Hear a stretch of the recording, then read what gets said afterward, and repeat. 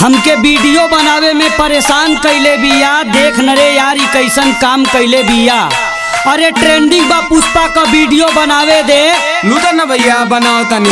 है साला ते मोबाइल ऊपर कर हम डायलॉग बोली मुर्गा भात। आज साला छोड़ेगा नहीं, 2 रोटी ज्यादा तोड़ेगा।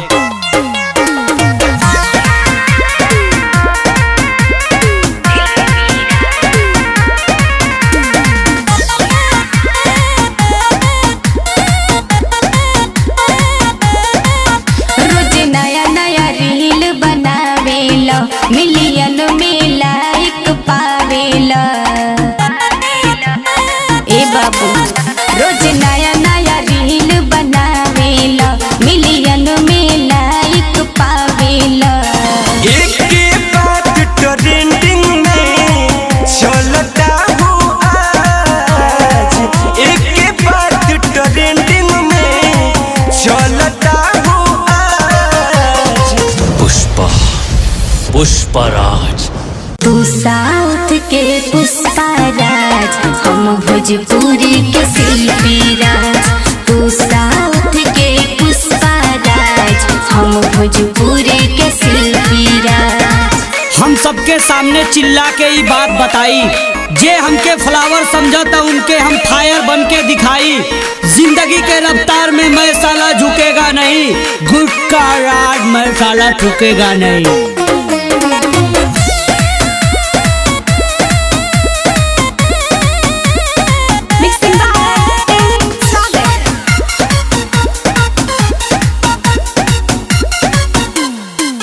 चलो मिल के प्यार करे के, गर्दन पर हाथ फेरे के।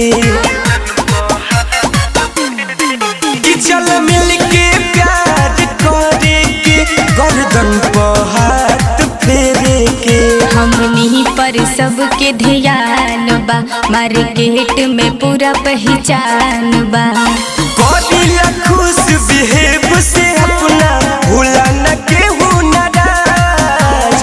करिला खुश बिहेव से अपना भूला न केहू नाराज। पुष्पराज।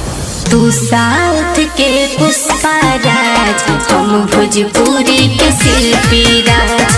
तू साउथ के पुष्पराज, हम भोजपुरी के शिल्पी राज। ए प्रदीप ऊ हमके साउथ का पुष्पा राज जानत बिया, अपने आप के शिल्पी राज मानत बिया। तो ठीक है डीजे वाला भाई तू आवाज बढ़ावो, हम सब बोलेगा कुछ भी नहीं भूलेगा। अरे का बोले कर रहा? हाँ एवेदी केरला जैसे भी माटी खोदेला।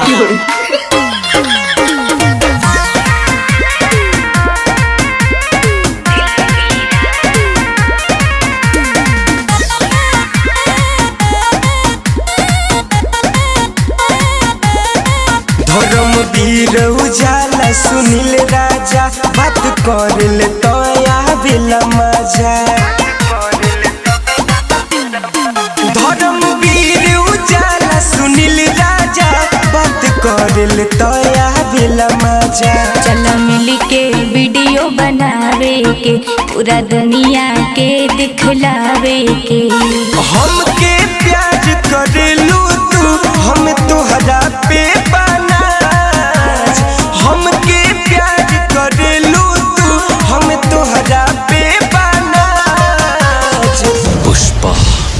पुष्पराज।